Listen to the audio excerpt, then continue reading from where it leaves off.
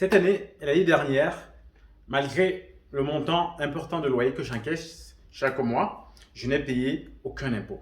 Dans cette vidéo, justement, je vais te dire comment je fais et t'encourager aussi justement comme ça à te lancer dans ce type de stratégie-là qui te permettra justement de recevoir du cash flow, de recevoir des loyers et de ne pas payer d'impôts.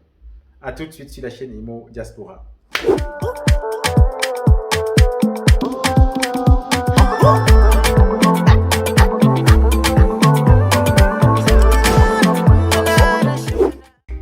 Avant de commencer cette vidéo, je voudrais te prévenir, je voudrais t'informer que ma formation sur la division sera à la rentrée. Là, je suis sur mon lieu de chantier, le lieu où cette formation va se passer. Comme tu peux voir, je vais te faire visiter ce chantier-là dans une prochaine vidéo. Mais comme tu peux voir, c'est du brut, il y a beaucoup de travaux à faire et je vais former plusieurs qui voudront apprendre comment ça se passe une vraie division, une division officielle.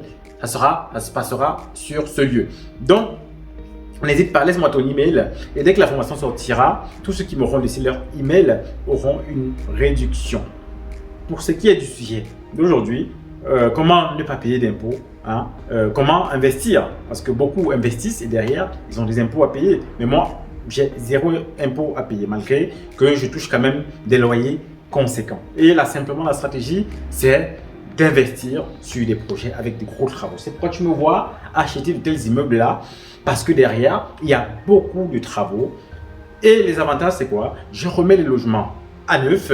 Derrière, je n'ai pas des logements où il y a des problèmes récurrents, parce que le logement est vétuste, mais le logement est neuf.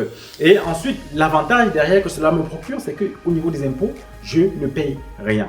Quand tu investis, tu fais du meublé, tu as la possibilité de faire ce qu'on appelle l'amortissement. C'est-à-dire que chaque année, si tu as par exemple payé un bien 100 000 euros, sur 10 ans par exemple, ou sur 20 ans, tu vas amortir 5 000 euros par an. C'est-à-dire que ces 5 000 euros-là vont venir supprimer, si tu as reçu 10 000 euros de loyer, ces 5 000 euros vont venir en réduction des 10 000 euros. Donc ça veut dire qu'il va rester 5 000 euros sur les deux loyers que l'État va considérer que tu perçois et tu payeras les impôts sur ces 5 000 euros. Mais derrière, tu peux encore continuer à réduire ces 5 000 euros de loyer restant avec les travaux, par exemple. Donc, si tu achètes un bien et tu le mets en location meublée non professionnelle, tout simplement, tu pourras amortir, mais tu ne pourras pas tout amortir.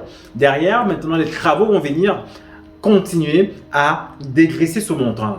C'est-à-dire, sur les travaux que je vais faire, par exemple, sur mon chantier, où je peux par exemple faire des travaux de 50 100 000 euros qui seront divisés, par exemple, amortis sur 10 ans.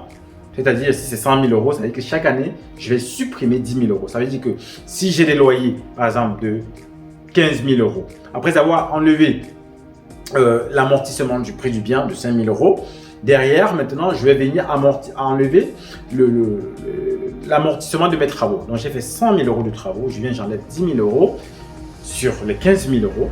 Donc, ça va faire qu'il va rester 5 000 euros. J'enlève encore 5 000 euros par rapport à l'amortissement du bien. Ça va faire qu'il va rester 0. Donc, l'État va considérer que tu as reçu 0 euros de loyer. Donc, derrière, sur 0, tu ne payes 0 euros sur 0 euros de loyer, tu payes 0 euros d'impôt tout simplement. Et c'est ce qui se passe en fait. Il y a encore d'autres subtilités là derrière. Donc là, je t'explique de manière vraiment grossière comment tu peux amortir et derrière ne payer 0 euros d'impôt. C'est ce qui se passe en fait. Chaque année, je paye 0 euros d'impôt. Je crois que j'en ai pour plusieurs années comme ça où je ne vais pas payer d'impôt. Je reçois bien un cash flow. Je reçois bien mes loyers. Derrière, il y a un cash flow et tout cela entre dans ma poche parce que ma stratégie me permet de ne pas payer d'impôts. Et cette stratégie-là que je t'encourage à faire, investir uniquement sur des biens avec travaux. Tu fais du meublé et tu achètes des biens uniquement avec travaux. Ce qui fait que tu vas faire de l'amortissement sur le prix du bien et tu vas aussi faire de l'amortissement sur les travaux. Ce qui fait que à la fin, chaque année, tu n'auras pas de travaux. Au lieu d'acheter un bien à 150 000 euros sans travaux, vaut mieux l'acheter à 100 000 euros avec 50 000 euros de travaux. Tu vois, derrière, ça va te permettre de ne pas payer d'impôts. Tu vas travailler pour pouvoir suivre des travaux, les faire un peu toi-même. Mais derrière, tu n'auras pas d'impôts à payer. Alors que tu achètes déjà un bien clean, propre.